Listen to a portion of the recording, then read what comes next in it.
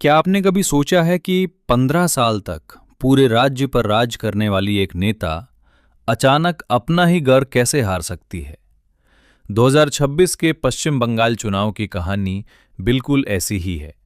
ये कहानी है ममता बनर्जी की ऐतिहासिक हार और बीजेपी की उस रणनीति की जिसने बंगाल की राजनीति का पूरा नक्शा बदल दिया। एक समय तृणमूल कांग्रेस गरीबों और आम जनता की आवाज बनकर सत्ता में आई थी, लेकिन धीरे धीरे सरकार पर भ्रष्टाचार, सिंडिकेट राज और गुंडागर्दी के आरोप लगने लगे। जनता बदलाव चाहती थी, लेकिन डर का माहौल इतना था कि कोई खुलकर बोल नहीं पाता था। इसी बीच बीजेपी ने बंगाल में अपनी पकड़ मजबूत करनी शुरू की। उन्होंने सिर्फ रैलियां नहीं की, बल्कि बूथ स्तर तक मजबूत संगठन तैयार किया। आरएसएस के साथ मिलकर उन्होंने युवाओं को विकसित बंगाल का सपना दिखाया। लेकिन इस कहानी की शुरुआत बहुत पहले हुई थी।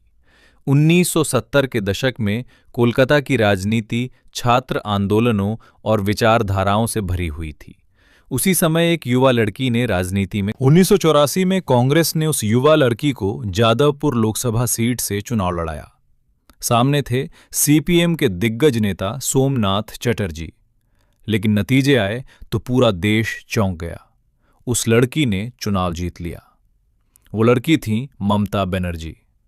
इसके बाद उन्होंने केंद्र सरकार में कई मंत्रालय संभाले, लेकिन उनका असली लक्ष्य था बंगाल से लेफ्ट फ्रंट का 34 साल पुराना शासन खत्म करना।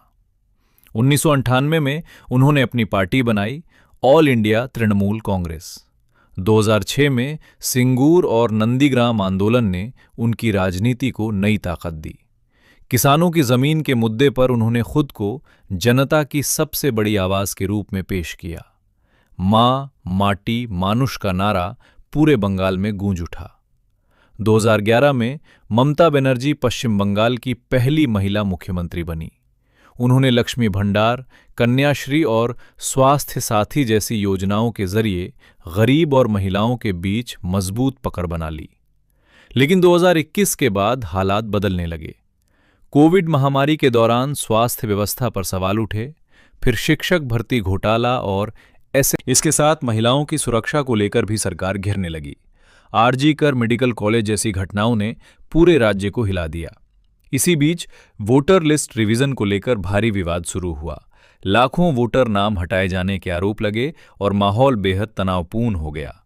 बीजेपी ने दूसरी तरफ बूथ स्तर पर पन्ना प्रमुख मॉडल लागू किया। हर वोटर तक सीधे पहुंच बनाई गई। महिलाओं की सुरक्षा, रोजगार और विकास को चुनाव का मुख्य मुद्दा बनाया गया।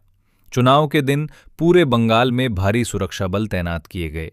लोगों ने बिना डर के मतदान किया।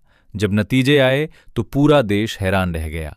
सालों से सत्ता में बैठी सरकार हार गई और बंगाल की राजनीति में एक नए दौर की शुरुआत हो गई।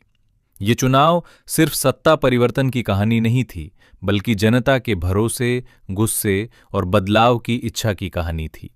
जिस सरकार को कभी जनता ने उम्मीद बनाकर चुना था, उसी सरकार को आखिरकार जनता ने सत्ता से बाहर कर दिया।